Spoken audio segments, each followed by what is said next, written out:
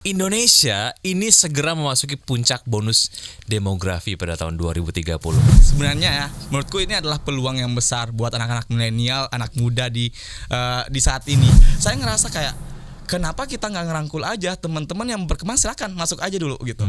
Kita coba ajarin dulu gimana caranya kamu mengenal potensi kamu, gimana caranya kamu untuk ngembangin potensi kamu, sehingga nanti lama-kelamaan kita lihat nih, ini potensialnya anaknya.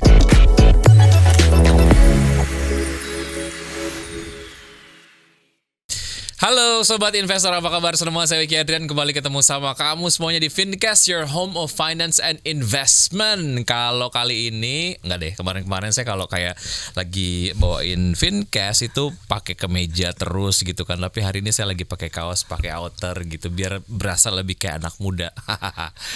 Tapi kalau ngomongin soal anak muda nih ya, Indonesia ini segera memasuki puncak bonus demografi pada tahun 2030. Udah pasti tahu dong ya soal ini. Dan di masa itu jumlah penduduk berusia produktif ini akan lebih banyak kalau dibandingkan dengan penduduk non produktif. Nah, kreativitas dan juga inovasi anak muda ini tentunya akan menentukan maju atau enggaknya Indonesia di masa tersebut. Terus apa yang harus dilakukan oleh kita sebagai anak-anak muda dari sekarang supaya nanti bonus demografi itu betul-betul bisa dimanfaatkan dan bukan jadi beban demografi ya. Dan saat ini kita sudah kedatangan tamu spesial di Fincast, Mas Rinaldi Ibrahim, founder dan juga CEO dari Youth Ranger Indonesia. Halo Mas Rinaldi. Halo Mas Wiki. Mas Rinaldi. Oke, Mas Rinaldi, terima kasih ya sudah hadir di Fincast. Thank you so much juga buat Mas Wiki dan teman-teman udah ngundang kita nih. Oke, kalau ngomongin soal anak muda Indonesia sekarang aja yang tercapture oleh Mas Rinaldi gitu, mungkin ada point of view yang mungkin dimiliki oleh baby boomers, generasi X, kemudian lain sebagainya lah, yang lebih duluan dibandingkan dengan millennials gitu. Mereka punya point of view tersendiri ataupun pendapat tersendiri soal milenial. Kadang milenial tuh dinilai sebagai anak muda yang selengean dan lain sebagainya, tapi sebenarnya juga punya kontribusi ya. Bahkan ini yang juga cukup menarik, ada statement yang milenial ini bisa apa sih gitu, cuman cuman galau aja bisanya gitu, nggak ada kontribusi apa-apa segala macam. Nah, menurut point of view Mas Rinaldi, kenapa ada point of view seperti ini gitu, dan sebenarnya milenial sekarang tuh gimana sih, ada di level apa sebenarnya? Oke, kalau menurutku sendiri tuh kita tuh di kondisi dimana kayak udah menarik banget kondisinya, karena sekarang kita udah dihadapkan dengan teknologi ya, dihadapkan dengan teknologi. Sebenarnya ya, menurutku ini adalah peluang yang besar buat anak-anak milenial, anak muda di saat ini, karena memang teknologi ini bisa mempengaruhi banyak hal. Kita sebagai anak milenial malah bisa speak up. Bisa bergerak dengan apa yang kita sekiranya itu kayak ngerasa bahwa itu penting untuk digerakkan, kita bisa bergerak langsung karena kita memanfaatkan dengan teknologi. Banyak teman-teman yang sekarang udah aktif di sosial media, mereka menyuarakan sesuatu itu bisa langsung dilihat gitu.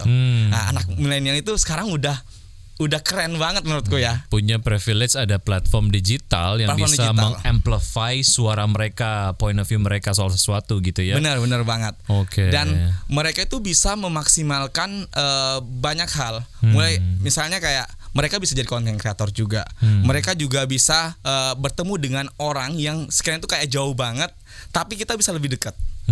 Dengan mereka memaksimalkan itu, mereka ternyata bisa berteman, bisa berkolaborasi, dan bisa membuat sebuah karya. Menurutku seperti itu sih. Oke, artinya memang potensi itu betul-betul ada ya. Tadi kalau kita misal lihat di statement sebelum kita ngobrol disampaikan, kita betul-betul bisa atau enggak memanfaatkan bonus demografi. Semoga kita nggak jadi beban demografi gitu. Benar. Ya. Nah, menurut Mas Rinaldi gimana nih, milenial kita itu betul-betul bisa nggak jadi sebuah kontributor yang betul-betul bisa mengamplify si potensi bonus demografi ini gitu? Oke, kalau saya melihat sendiri ya, karena memang saya punya komunitasnya ini fokusnya untuk pengembangan diri.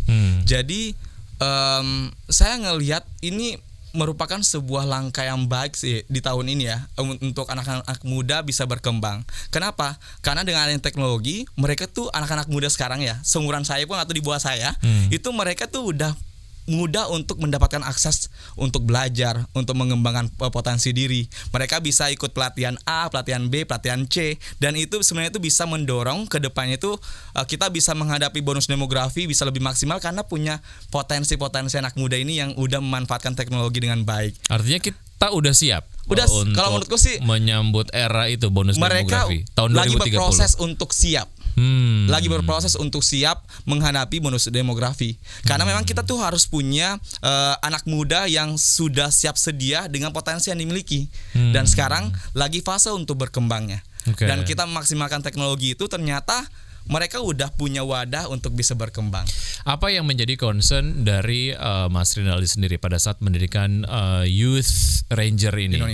Indonesia. Ya, jadi, apa yang jadi concern?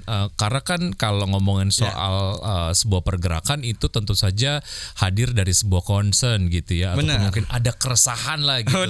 Keresahan Mas Rinaldi soal anak muda Indonesia apa memangnya? Oke, sebelumnya Youth Indonesia ini hadir karena memang pada saat itu saya dari daerah ya. Jadi saya dari kampung, tepatnya itu di Bone, Sulawesi Selatan. Saya tuh merantau ke Jakarta. Kenapa saya mau merantau ke Jakarta? Karena pada saat itu saya di Bone itu sulit banget untuk bisa berkembang. Saya ngerasa seperti itu karena platform-platform untuk membangun diri saya, mengembangkan diri saya itu agak sulit.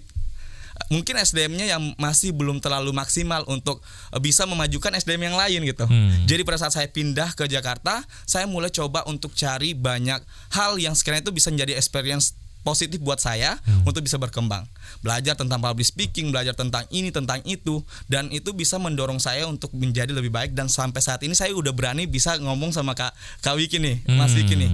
Jadi melihat dari keresahan saya sebenarnya tuh kayak kok bisa ya gitu. Saya harus seperti ini dulu gitu supaya saya bisa dapat kesempatan bisa ngembangin diri. Maksudnya saya harus pergi ke Jakarta dulu gitu. Sebenarnya kita itu punya anak-anak muda yang sebenarnya itu visinya tuh mirip sama saya gitu. Kepengen berkembang tapi wadahnya masih kurang. Jadi pada saat saya di tahun 2018 udah pernah ikut kegiatan internasional, ikut lomba-lomba, bikin acara nasional maupun internasional. Saya aktif di sosial media, saya bagikan beberapa pengalaman saya. Di situ saya melihat banyak anak-anak muda yang mau bergerak sebenarnya untuk ngembangin potensi dirinya. Jadi tapi pemerataan kesempatan ini yang belum terjadi gitu ya. Benar. Pada saat itu saya ngerasa bahwa anak muda itu di Indonesia ya baik di perkotaan maupun di desa, mereka itu belum bisa berkembang karena wadahnya itu mereka itu belum terlalu banyak gitu. Dan kita mau merangkul mereka gitu. Dan kebanyakan juga ya mereka yang berkembangnya teman-teman di daerah, di kota aja. Di daerah itu kayak masih di nomor 2 kan gitu. Saya anak daerah, saya kepengen banget untuk bangun potensi anak muda lewat mentoring. Jadi kita punya 3 program Kak. Ada pelatihan, mentoring sama pengabdian. Nah, yang pelatihannya itu apa aja? Pelatihannya itu kayak sama semua hal yang istilahnya itu aspek dalam potensi mereka. Tapi kebanyakan tuh kayak kita tuh mendorong dulu untuk mereka tuh percaya diri. Potensi yang mereka mau kembangkan kebanyakan tuh kayak skill public speaking, dan mereka juga fokus untuk dibimbing. Jadi sebenarnya itu ada banyak kategori Kak. Kayak misalnya mereka suka sosial, kita bantu untuk mereka kenal dulu nih bagaimana caranya bersosialisasi dengan baik gitu.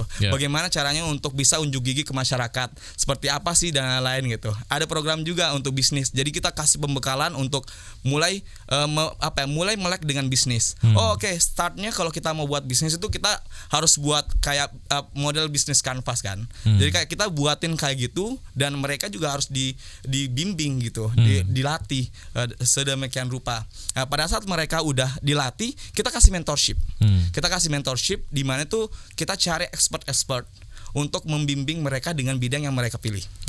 Supaya skill mereka juga meningkat gitu ya. Betul banget. Karena kalau adanya mentor dalam kehidupannya mereka, itu sebenarnya itu bisa memajukan atau bisa meningkatkan kepercayaan diri mereka, sama mereka juga bisa mengeksekusi lebih cepat. Jadi kayak bisa satset gitu.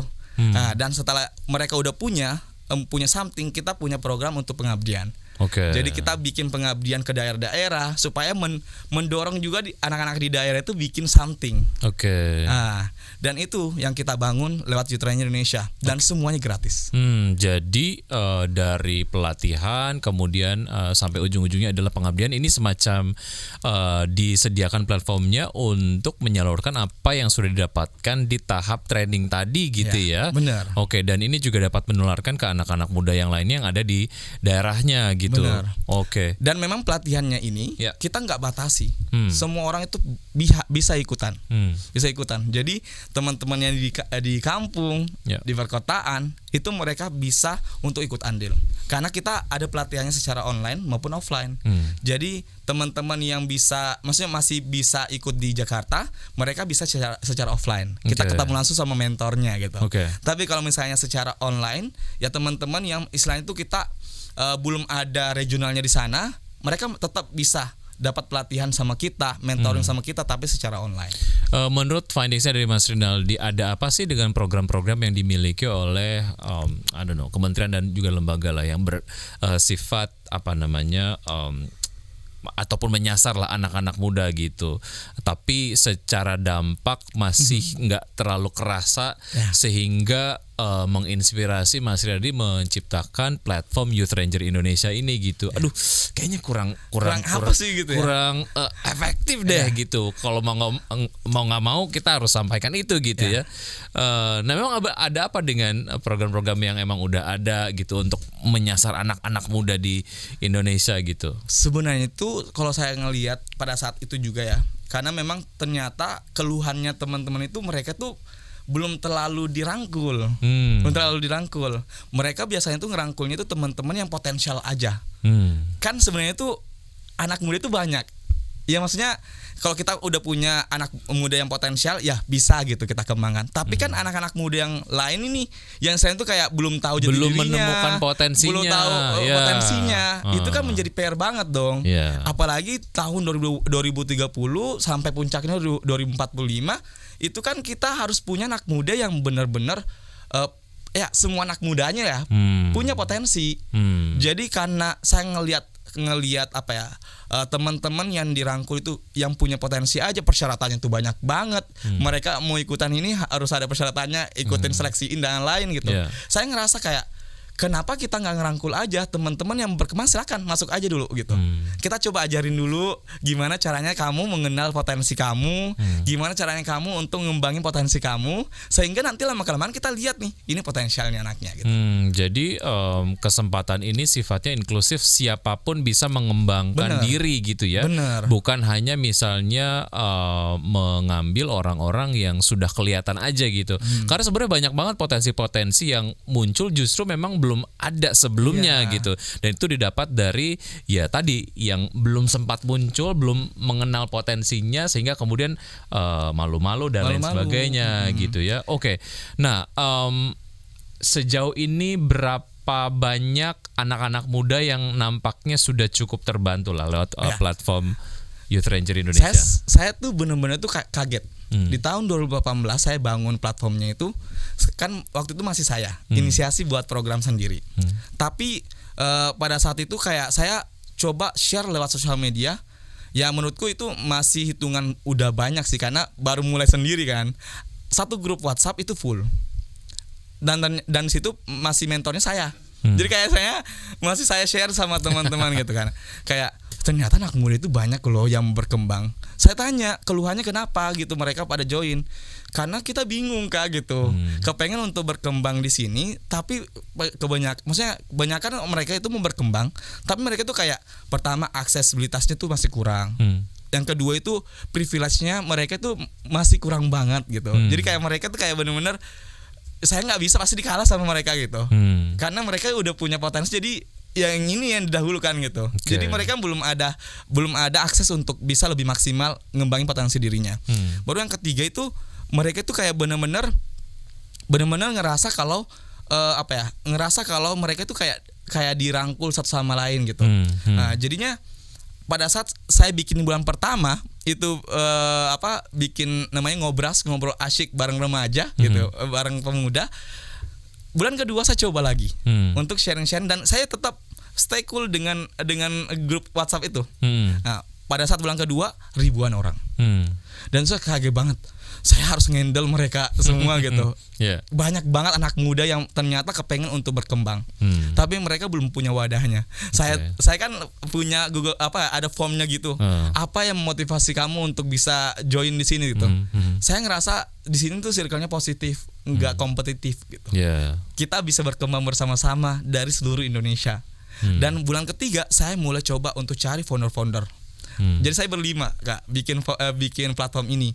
Ada namanya David Wijaya, Shiva Kennedy, Glenn Sulmi, siapa lagi Gilang Sedayu. Itu kita berlima sama saya. Berlima, mereka tuh punya powernya di kampusnya masing-masing. Waktu itu saya bangun di tahun 2000 di tahun 2018 semester 6. Saya masih semester 6 waktu itu. Masih kuliah ya. Masih kuliah. Ternyata kita bangun di semester di bulan ketiga itu puluhan ribu yang daftar. Dan saya ngerasa kayak wah, anak muda ternyata banyak banget yang kepengen berkembang, tapi mereka tuh belum punya wadahnya. Ngembangin potensi dirinya, mulai dari menemukan sampai mengembangkan dirinya. Ke depan sebenarnya kalau bicara mengenai potensinya kan ya yang tercapture ini banyak gitu. Sejauh mana potensi-potensi ini juga nantinya akan terserap di dunia kerja. Terusnya ini juga menjadi satu hal yang memang harus juga disadari gitu ya. Nah, kalau Mas Rinaldi sendiri ngelihat pasar tenaga kerja ke depan tuh gimana? Kalau saya melihat sendiri tuh dari skill-skill anak muda yang saya backup ya sama teman-teman di Indonesia. Sebenarnya tuh anak muda itu kalau kita udah punya beberapa skill-skill yang kayak penting banget, komunikasi, cara untuk adaptifnya. Kalau melihat kondisi sekarang tuh kayak teknologi udah berkembang pesat banget. Jadi kita juga bantu bimbing mereka. Kalau ada situasi seperti ini, bagaimana cara kamu beradaptasi gitu.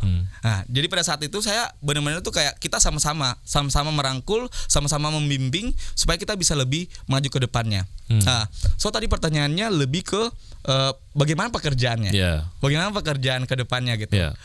Dengan kondisi seperti ini. Kalau saya sendiri dengan mereka punya skill itu, kita kembangkan dengan potensi yang mereka benar-benar tuju, itu akan bisa memudahkan untuk bekerja. Ada satu hal yang juga cukup challenging, artificial intelligence. Ini banyak disampaikan bahwa artificial intelligence ini akan menghilangkan beberapa pekerjaan-pekerjaan lah. Nah, sejauh mana ini sebetulnya juga menjadi concern di anak-anak muda gitu ya, atau malah anak-anak muda justru melihat ini adalah sebagai sebuah kesempatan gitu. Justru si AI-nya ini dipelajari supaya anak-anak muda ini jadi orang yang bergerak di belakang AI gitu. Nah, itu gimana tuh Mas Rinaldi sendiri ataupun mungkin Youth Ranger Indonesia melihat AI ini adalah sebagai tantangan atau hal yang mengancam atau ada potensi di balik itu?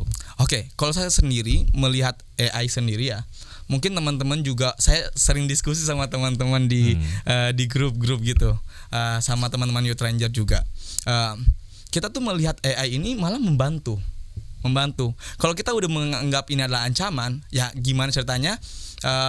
Kita tuh udah berhadap gitu. Maksudnya udah dihadapkan sama ini. Kalau kita bilangnya ancaman, pasti kita nggak akan bisa cari solusi dong, cari cara dong. Kalau misalnya kita udah ngelihat ini sebagai hal yang sebagai peluang lah jatuhnya ya. Sebagai peluang itu bisa memudahkan kita tuh kayak bisa jadi partner, membantu untuk memudahkan aktivitas kita. Seperti halnya dengan saya bikin konten misalnya. Dengan adanya AI ini, saya bisa mendapatkan beberapa kayak script yang lebih mudah untuk saya dapatkan dengan satu keyword aja gitu. Jadi kayak misalnya tuh bisa memudahkan kita. Sebenarnya itu kita jadikan partner, dengan itu kita bisa lebih atau menjadikan AI ini sebagai tools lah ya. Ya sebagai tools, maksudnya sebagai tools untuk kita tuh bisa dipermudah. Dan memang tadi kata kakak juga kayak kita juga bisa bergerak di belakang layar malah dengan AI ini. Jadi kita bisa memaksimalkan juga. Jadi kayak mendorong juga teman-teman untuk melek dengan AI itu sangat penting sih. Karena kalau kita nggak aware, ya kita juga akan tergerus sendiri. Kalau ngomongin soal minat dari generasi muda sendiri, at least untuk anak-anak muda yang sudah bergabung di Youth Ranger Indonesia gitu ya, mereka tuh minatnya kerja di perusahaan atau jadi wirausaha sih? Kalau saya ngelihat sendiri tuh mereka tuh ya tipikalnya ya hampir sama sih. Karena mereka juga banyak Tipikalnya yang lebih kemana? Pengen jadi karyawan atau? kalau dilihat kan ada banyak programnya Kak. Ada programnya. Ada banyak juga yang daftar untuk pelatihan wirausaha, ada juga yang daftar untuk pelatihan skillnya, kayak public speakingnya, cara groomingnya, cara untuk bersosialisasi sama orang gitu. Okay. Itu kan beda ya. Dan menurutku agak combine, maksudnya agak tengah-tengah sih ya. Okay. Tengah-tengah karena Okay. mereka juga ada yang mau kerja kerja di perusahaan gitu. Ada Okay. juga yang memang kepengen untuk bikin usaha. Ya, banyak program-program dari pemerintah sendiri yang mengarahkan anak-anak muda supaya jadi wirausahawan lah. Sejauh mana ini menjadi satu hal yang kayaknya cukup jadi angin segar lah untuk anak-anak muda di Indonesia gitu. Oke, ada perhatian nih gitu ya dari pemerintah sendiri untuk melatih lah generasi muda kita untuk jadi wirausahawan gitu, nggak yang jadi karyawan aja gitu. Menurut Mas Rinaldi gimana? Oke, kalau dengan program wirausaha yang dibuat sama pemerintah Ataupun itu perusahaan perusahaan apapun lah. saya sangat support sih. Karena dengan kita memiliki SDM yang punya mindset untuk menjadi pebisnis, itu bisa membuat bisnis kan istilahnya ya. Bisa membuat usaha ke depannya dan bisa membantu lapangan pekerjaan buat anak-anak yang lain. Buat masyarakat yang lain. Sehingga pengangguran itu bisa teratasi. Dengan adanya program-program seperti itu sebenarnya itu bisa membantu untuk memajukan Indonesia gitu. Karena memang tipikal manusia itu ada yang memang benar-benar jiwanya itu leader, ada juga jiwanya itu yang memang ikut untuk bisa berkembang dengan potensinya gitu. Oke.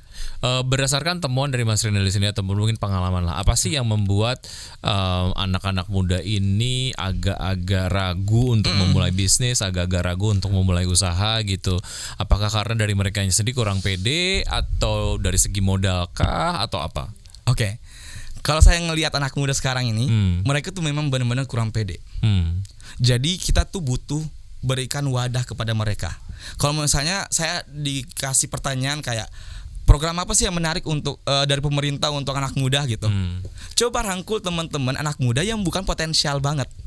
Coba cari atau bikin program yang sekian tuh kayak pelatihan-pelatihan aja, tapi rangkul semua anak-anak mudanya. Karena mereka tuh dirasa bahwa mereka tuh dimulakan sama pemerintah, mereka tuh kayak dirangkul sama mereka, Diperhatikan lah ya. diperhatikan sama mereka, dan lama kelamaan percaya diri itu mereka akan tumbuh. Karena dengan adanya kepercayaan diri itu, mereka tuh bisa lebih berani untuk speak up, berani untuk mengeksplor apa yang mereka sukai, mereka kembangkan gitu.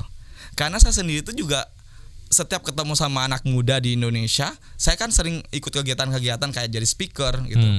Kayak siapa yang bertanya gitu. Ada yang malu-malu, ada yang kayak tunjuk-tunjukkan gitu. Sebenarnya tuh mereka tuh kepengen. Ya, apa sih yang bikin anak-anak muda kita pemalu?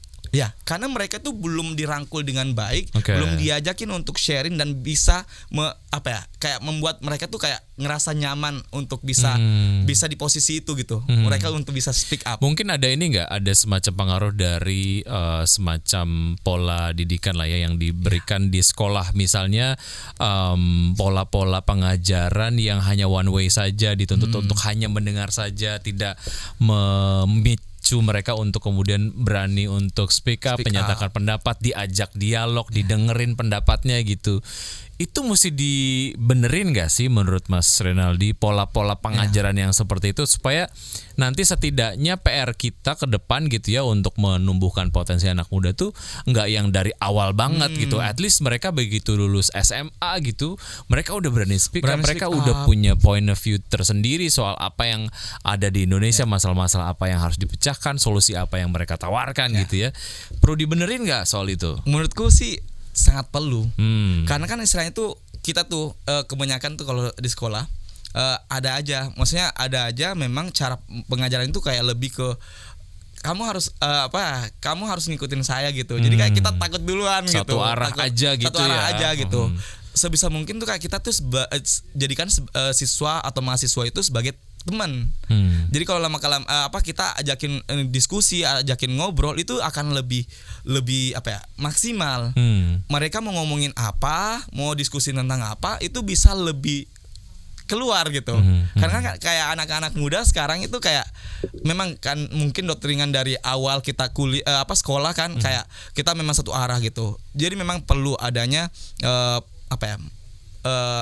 guru ataupun dosen yang bisa menganggap bahwa murid-muridnya adalah temannya. Sehingga anak-anaknya itu bisa lebih berani untuk berbicara, berani untuk berpendapat dari apa yang dia pikirkan gitu. Kekhawatiran anak muda kalau kita coba kerucutkan lah ya jadi satu hal yang nampaknya dialamin oleh anak muda Indonesia lah gitu. Apa sih ke depan Mas Rinaldi? Soal kesempatan kerjakah, soal soal kebijakan pemerintah yang takutnya nggak support terhadap tumbuh kembang anak muda gitu. Apa yang jadi concern mereka sekarang? Anak muda sekarang ini. Sebenarnya tuh kalau concernnya anak muda, mereka tuh perlu selalu dirangkul. Maksudnya dirangkul yang dimaksud itu adalah kayak misalnya ada program nih, sosialisasinya harus kuat, bukan cuma orang segelintir aja yang tahu. Perlu sampai dalam-dalamnya, dimaksimalin juga lewat kalau saya sendiri yang ngamatin sampai kepala desanya ataupun lurahnya, RT-nya itu sampein ke anak-anak muda di situnya untuk ikutan. Nah, dengan mereka dapat informasi tentang itu, program-program dari pemerintah itu bisa membantu mereka untuk ikutan juga. Karena kebanyakan tuh anak muda sekarang ini tuh mereka kurang informasi. Dapat informasi seperti itu dan dititipkan untuk mereka dirangkul. Kayak kamu ikutan ya gitu, nggak usah takut gitu, nggak usah takut. Karena kebanyakan anak muda itu mereka tuh takut duluan. Takut duluan untuk bergerak, takut duluan untuk mengeksekusi sesuatu. Karena ya pada dasarnya nggak pede tadi, nggak biasa untuk nanya ataupun kritis lah ya mengenai satu hal gitu, dan itu akhirnya juga jadi sebuah PR bersama lah yang harus dibenerin sama-sama lah. Untuk bisa memiliki generasi muda yang sangat-sangat berkualitas dan bisa menjadi ataupun berkontribusi maksimal lah ya terhadap bonus demografi nanti gitu. Apa yang perlu dilakukan lah maksudnya oleh kita sebagai ekosistem Indonesia lah gitu, apakah itu dari pemerintah, apakah itu dari pendidikan, apakah itu dari perusahaan rintisan ataupun mungkin di kalangan swasta, apa yang bisa dilakuin sama-sama supaya bonus demografinya ini betul-betul bisa dimanfaatkan nanti? Kalau saya sendiri melihat dari situasi saat ini kan,